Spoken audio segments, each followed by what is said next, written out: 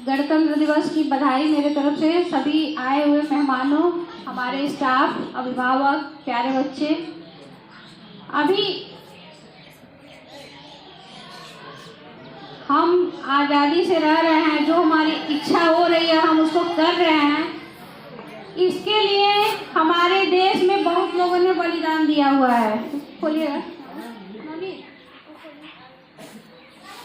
इसी कड़ी में अभी 23 जनवरी को हमारे एक बहुत ही महान पुरुष का जन्म दिवस था, जो मनाया गया बहुत सीमित बच्चों के साथ। चूँकि कोविड गाइडलाइन का पालन भी करना है, इस वर्ष हमारे बच्चे बड़े उत्साहित थे कि इस साल हम लोग बहुत अच्छे से कार्यक्रम करेंगे, लेकिन हम लोग नियमों से बंधे हुए हैं, जिसके लिए अपने बच्चों का, चूँकि कल से ही इतने बच्चे फ़ोन कर रहे थे कि मैम कल स्कूल रहेगा, गणतंत्र दिवस मनाया जाएगा, लेकिन सबको मना करना पड़ा क्योंकि हम लोग भी मजबूर हैं, भीड़ इकट्ठा नहीं करना है। इनके बारे में बताना था बच्चों को, जो उस दिन बच्चों की उपस्थिति नहीं थी, जिसकी वजह से नहीं बताया गया। जो बहुत 2-4 बच्चे आए थे उनको बताया गया। आज कुछ है संख्या है, इसलिए हम उनके बारे में कुछ कहना चाह रहे हैं। बच्चे शांति से बैठें और हमारी बात को सुने। वहाँ जो बच्चे नीचे बैठे हैं, जो विद्यालय के बच्चे हैं, वहाँ आके बेंच पे बैठ जाएं। जो विद्यालय में पढ़ने वाले बच्चे हैं वो आ गए हैं अगर कैंपस में, तो यहाँ आके बेंच पे बैठ जाएं, थोड़ी दूरी बनाते हुए।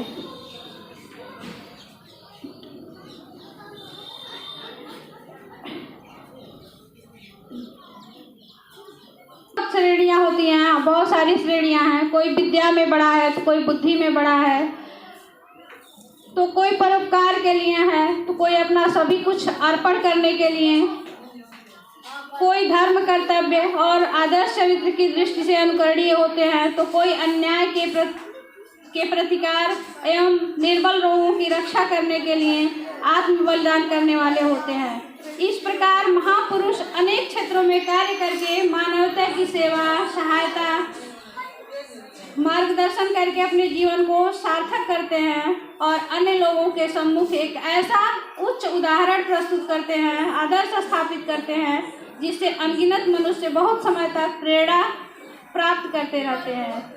नेताजी सुभाष चंद्र बोस ऐसे ही महामानवों में से एक थे। उनको उच्च विद्या, बुद्धि, पदवी, पारिवारिक सुख, सार्वजनिक सम्मान सब कुछ प्राप्त था। अन्य अनेक माननीय और उच्च पदवी पर प्रतिष्ठित व्यक्तियों के समान सुख सुविधा का सार्वजनिक जीवन बिता सकना उनके लिए कुछ भी कठिन न था, पर इस सब का त्याग कर उन्होंने स्वेच्छा से ऐसा जीवन का मार्ग ग्रहण किया जिसमें पग पग पर कांटे और खाई खंदक थे। उनका त्याग और साहस इतना उच्च कोटि का था कि इसे देखकर हजारों व्यक्ति उनके सामने ही अपने देशवासियों को मनुष्य का अधिकार दिलाने के लिए तन मन धन अर्थात सर्वस्व अर्पण करने को तैयार हो गए। किसी ने सच ही कहा है कि वास्तविक प्रचार भाषणों, लेखकों, वक्तव्यों से नहीं होता, वरन जो कुछ कहा जाए उसे स्वयं के कार्य रूप में कर दिखाने का ही लोगों पर सबसे अधिक प्रभाव होता है और साधारण व्यक्ति भी असाधारण कार्य करने के लिए तैयार हो जाते हैं। कहने का मतलब ये है कि जो हम दूसरों को उपदेश देते हैं, पहले हम उसको अपने जीवन में लागू करें, वो ज़्यादा प्रभावशाली होता है। हम जैसा आचरण करेंगे, हमारे साथ वाला व्यक्ति, हमारे सामने वाला व्यक्ति वही देखेगा, वही करने का प्रयास करेगा। और हम तो शिक्षक हैं, हमारा आचरण सबसे उच्च कोटि का होना चाहिए, क्योंकि हमारे संपर्क में बहुत सारे बच्चे हैं जो हमसे सीखते हैं, हमारे आदर्शों को ग्रहण करते हैं। हम अच्छा करेंगे तो अच्छा ग्रहण करेंगे, हम बुरा करेंगे तो वो बुरा ग्रहण करेंगे। सुभाष चंद्र बोस के जीवन के बारे में थोड़ा सा और बताना चाहते हैं। इनके वंश का मूल निवास स्थान बंगाल का था। बंगाल के 24 परगना जिला में इनका जन्म हुआ था।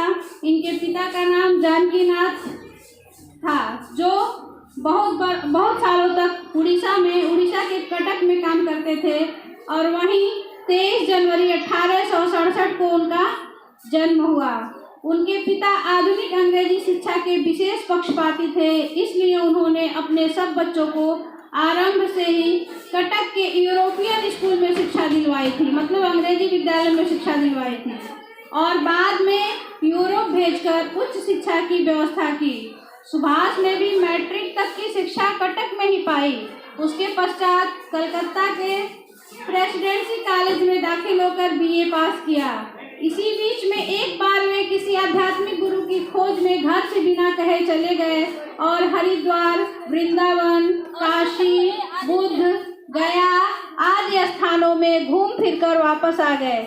इस यात्रा में उनको यही अनुभव हुआ कि इस समय देश में आध्यात्मिकता का ऊपरी ढांचा मात्र रह गया है, उसका सार तत्व निकल गया है। जितने भी साधु सन्यासियों से वे मिले, उन सब ने उनको छोटे बड़े ग्रंथों में पढ़ी हुई बातें तोते की तरह सुना दी, पर व्यवहारिक जीवन में उनका कोई लक्षण दिखाई नहीं दिया और न देश काल के अनुसार कोई महत्वपूर्ण कार्य करने की प्रवृत्ति किसी में जान पड़ी।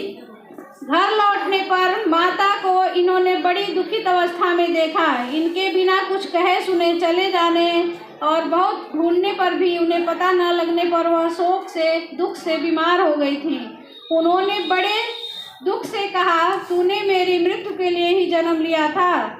इन्होंने बहुत समझा बुझाकर और फिर ऐसा काम कभी नहीं करने की प्रतिज्ञा करके अपनी माता को शांत किया। पिता का व्यवहार बहुत सहानुभूतिपूर्ण था। शोक तो उनको भी कम नहीं हुआ था, पर वे अपने पुत्र के उच्च विचारों और धर्म भावना का मूल समझते थे। उन्होंने नेताजी